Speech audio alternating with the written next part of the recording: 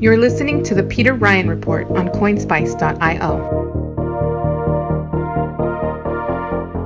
You're listening to the Peter Ryan Report on Coinspice.io.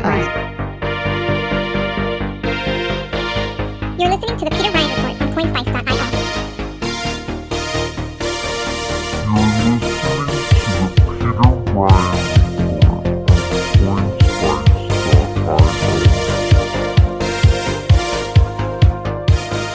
And we are back with the Peter Ryan Report on Coinspice. This is episode number 9, and we're taking on the mysterious Facebook coin, global coin, LIbra, whatever it's going to be called. Facebook, Zuckbucks, they are coming. They are here. They are being rolled out. By the time this particular episode airs, there should be a white paper out there, so some more clarity. But in the meantime, to give you some perspective on at least where it's come from, we go to the man with the plan. The man has all the answers, leading us from the darkness. Peter Ryan, thanks so much for coming back on again, brother. Oh yeah. No plan, but all the answers. All the answers. And one of the best dressed crypto commentators in the game. You can see by his by the avatar, the featured image we have there. The man is coiffed, ready, tan, rested, ready. All right, so again, that is my stunt double that I'm commenting on. Love it. Let's see. So Facebook coin, I mean, 2.5 billion, depending on who you're talking to, users. It's been pronounced, Facebook's been pronounced dead for at least the last 5 years.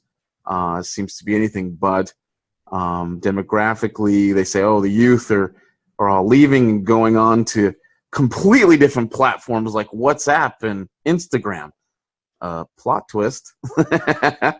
Zuck owns those too. So Facebook is ubiquitous, especially in the West. It is our, the boomers are all over it. The people with money, discretionary income, and a lot of free time are just sitting around sharing cat videos and the daily outrages. And here comes Mark Zuckerberg.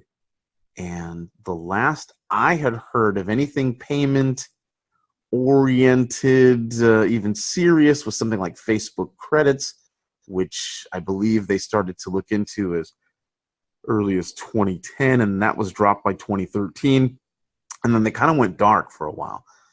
Within the last year, there has been non-stop talk about LIbra, global coin, Facebook coin, whatever we're calling it, that they are actually coming out with a cryptocurrency.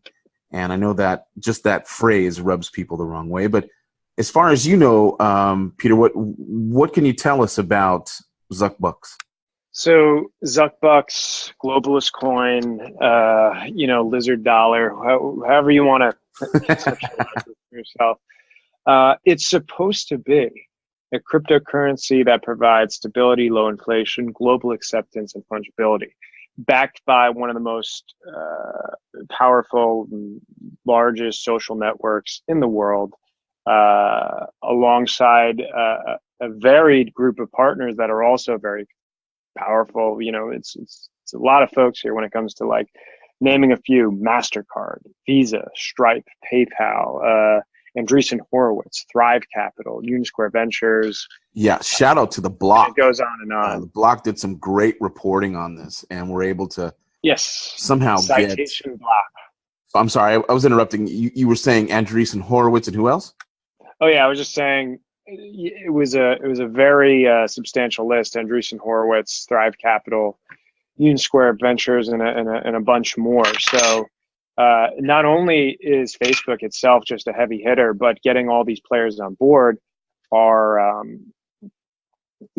is a very substantial task in and of itself. And what they perhaps bring to the table when it comes to the technology of the cryptocurrency is definitely going to be something to watch. And like you mentioned earlier, very nice citation out to the Block for finding that list before anyone else and creating a very cool infographic for us. And so this is something that's really interesting because of the weight that is getting put behind a cryptocurrency. But I guess we can caution at the same time is that, we have seen IBM, we've seen JP Morgan, we've seen, Deloitte, we've seen large enterprise after large enterprise and company kind of get into the crypto game, or maybe more appropriately, the crypto name game. Kind of flirt with And it. Mm-hmm.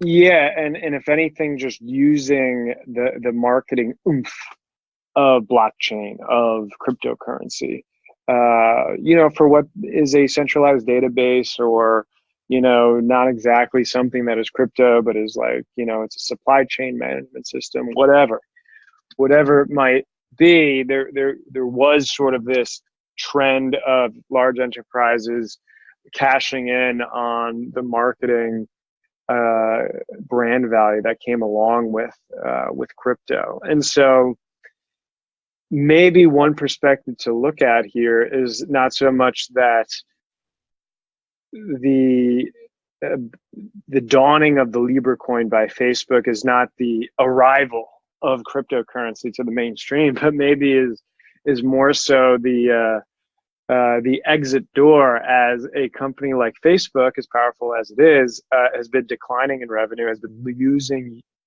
users, has becoming a PR nightmare in terms of privacy concerns, in terms of manipulation, in terms of you name it. And could it be that they're getting in on the vapid marketing brand value of crypto to jumpstart whatever Hail Mary pass that they're trying to pull off here? That is certainly one way to look at it, especially if you consider the fact that they've dabbled in payments before in various forms. Currently, they do have like an ability for people to transact and send money back and forth between Facebook accounts. The fees that they make off that are about 2% of their total revenue, and that volume really has not grown at all in the entire history of that being up for them. So that's interesting. What we see is that they've already had sort of like Facebook coin up and running, even though they didn't call it that. It was just like it was send US dollars or whatever currency back and forth to your friends, but nobody actually wanted to use it. And maybe that's an indictment on the UX design of Facebook themselves, but maybe it's more of a cautionary tale of people don't trust Facebook with their money. People might trust them, or better yet, have trusted them with pictures, messages to friends back and forth. But when it comes to like putting bank information or credit card information in there, people actually are a little squeamish when it comes to Facebook. When it's actually funny, it's like how much, when you think of the growth of Venmo as a fintech company, happened, which is basically just grafting on to the social network of Facebook, and using the social profiles and network of friends attribute to basically jumpstart the ability for people to then be like, oh, I can easily share money now by just looking at my friend's profile, rather than doing any sort of complicated bank transfer, wire, or PayPal's all right, or cash transaction. So this was a potential way to merge the social media and financial transaction. And Venmo is doing kind of okay, definitely did pretty okay, had a nice explosive growth. And isn't it funny how it took like a totally new company to make people trust in financial transactions when it comes to their Facebook friends, but they wouldn't actually do those financial transactions within Facebook, which is revealing in a lot of ways. So the dawn of the Libra coin for Facebook as the official, entrance for them into this whole industry is perhaps, again, indicative of the fact that they're trying to relabel their payment system. They think maybe this is a way to cash in on the marketing value, and that by giving people a currency to transact rather than just an interface for fiat, it might enable more engagement, more usage. But this is potentially a critical thing that I really haven't seen detailed anywhere in the reports that have been coming out about this, is that will Libra be available to exchange on other crypto exchanges? Or will Libra be parametered and gated by the bounds of Facebook? And that is, I think, the real interesting thing here, because if it is available to be liquid outside of the Facebook realm, that might be something interesting. Now you start getting into a real world where it competes with, Gemini Coin, with Tether, with all the other ones that are out there. Yeah, that is a good point. And I think at least from the start, they're going to have to do a walled garden, because the exchanges are just there, as we spoke of in the previous Peter Ryan report 8.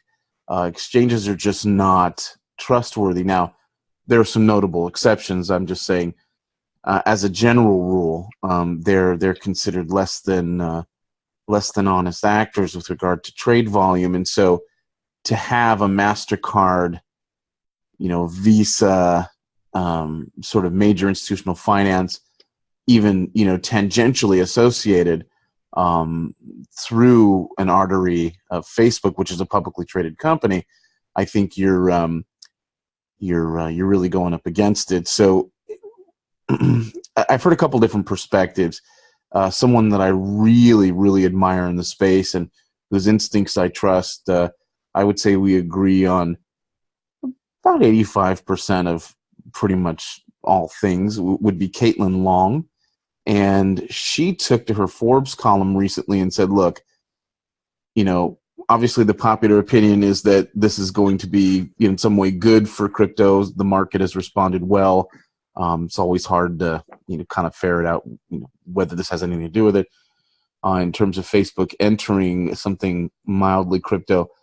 But she does believe in the short term it's a greater threat to banks, because it will be a stateless money if reports are correct, and that's a big if. What we know is people familiar with the matter, unnamed sources, a few nexus dots here and there. But what do you think about her notion? This is a very sober thinker, as I know you're aware, in the space, and she's not really given to much hopium, and she's warned quite a bit about institutional everything, fractional reserving of rehypothecation and so forth.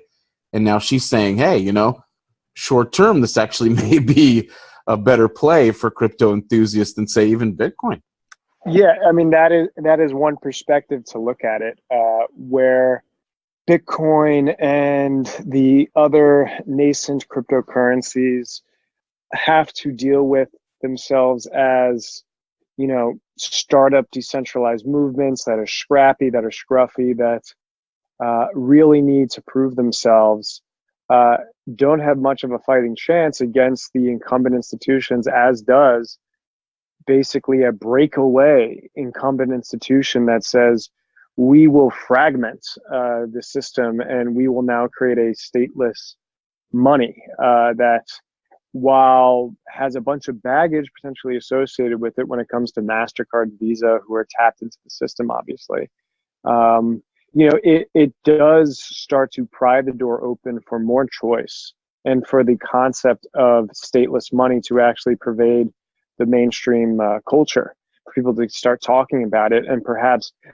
that is the windfall that we're waiting for, in terms of, well, if people then get and buy into the idea of, Facebook is a private form of money, and we can choose whether we want our fiat currency or our Facebook currency.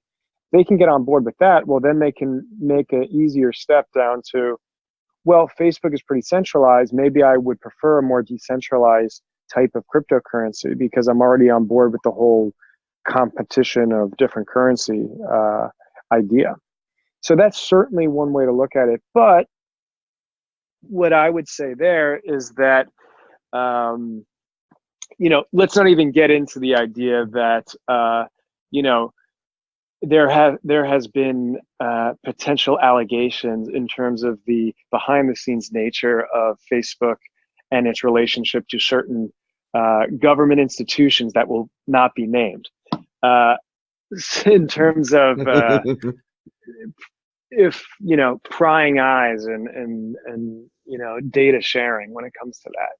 So outside of the fact that Facebook is actually a private company or a shell for state actors, let's not get into that, but just taking them at face value, what is Facebook? Facebook as a private company is, in a way, they are part of the neoliberal, international, globalist kind of incumbency that is there. They might be private, they might not be a state actor, but they are a representative of the ultimate trajectory towards, abolishing borders. And you can say what you will from the libertarian perspective there. But what is key here is that they are of the abolishing borders, of the disintegration of sovereignty, probably is the more accurate term to use here. Just as much as any, Hillary Clinton or, or other centrist type of candidate that you might see in Europe might want to do.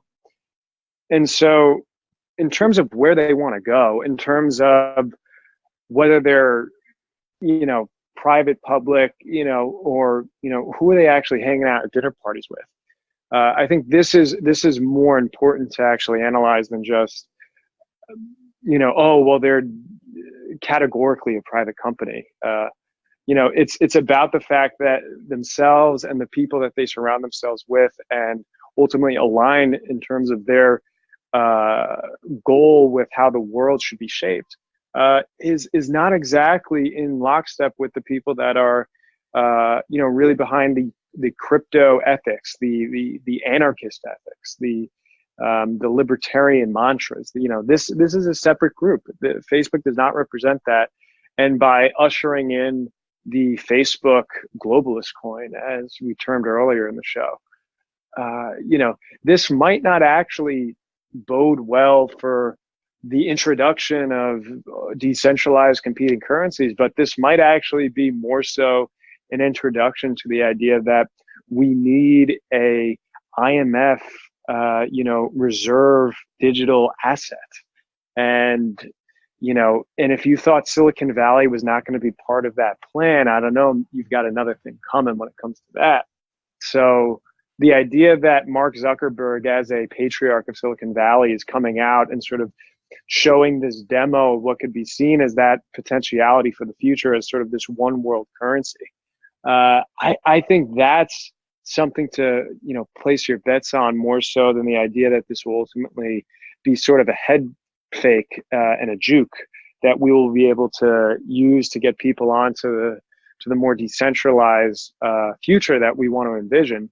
So I would caution against that. And, and a lot of Davos, a lot of economists and people that are expounding on these very ideas when it comes to how do we bring the world towards this vision that we see where,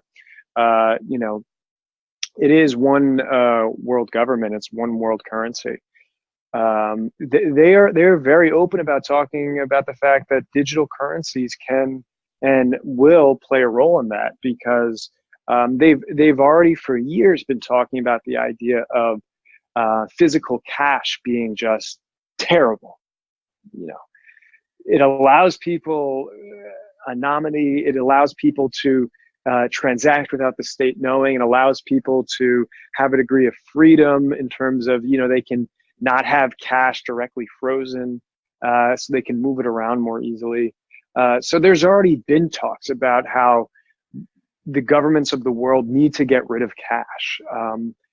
And with the advent of cryptocurrencies that have come on, they've sort of grafted that concept of, well, we were talking about the SWIFT system and how banks would coordinate digital payments, but yeah, now we can sort of use the vocabulary of digital currencies, of digital assets, more readily, or even convert the term blockchain over a little bit to our utilization of it, and have that bit of a facelift there in order to bring these ideas that have long been part of their vision, to have this. So I think it's more of a danger for this Facebook coin to come about, than it is something of a harbinger of positive crypto adoption. We could literally spend hours just on Libra coin.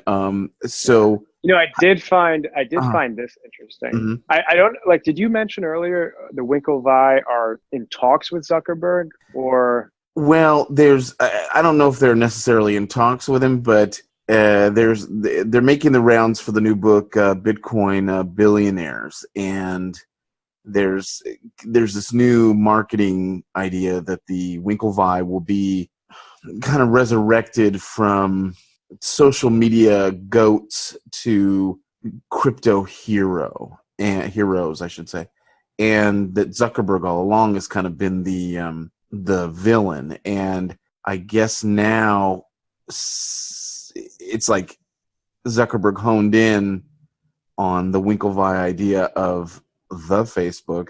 Now he's trying to sort of hone in on their cryptocurrency idea, how much they're actually speaking to one another. The Winklevi have said publicly anyway that they have to at least become frenemies, that makes the most business sense. Yeah, because I thought unless there is somehow they're also in partnership and working directly, the whole LIbra naming was a pretty that seems like a direct slap in the face to the Winklevi. I mean, I don't know if I'm the only one that thinks that and I'm crazy, but Libra, scales, zodiac, Gemini, twins, zodiac. And it's of all the names Facebook could have, and it's why the hell did they think Libra is the go-to name? Well, we don't know that it is, right? It's code name, whatever. Well, it's funny. It's the mark. I mean, they're allowing it to pervade the information. Market. There you go. There's no denial out there. You're right. You're right about that.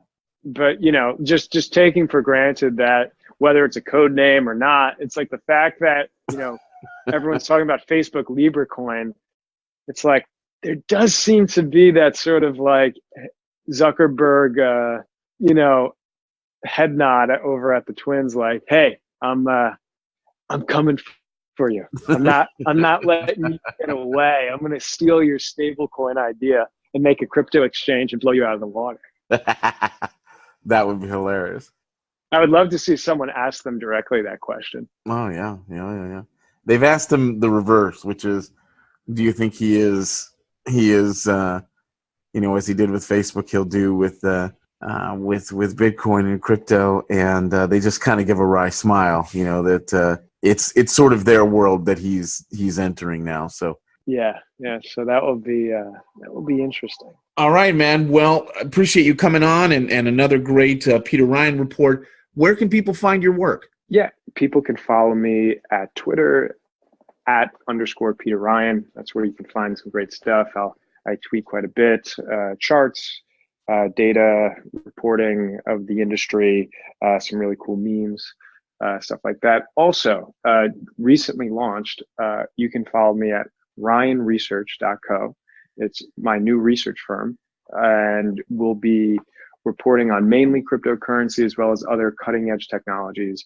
You can find articles, videos, podcasts that I've been on, and you can soon find in-depth and data-driven reports on there that cover the gamut when it comes to what's going on in this industry.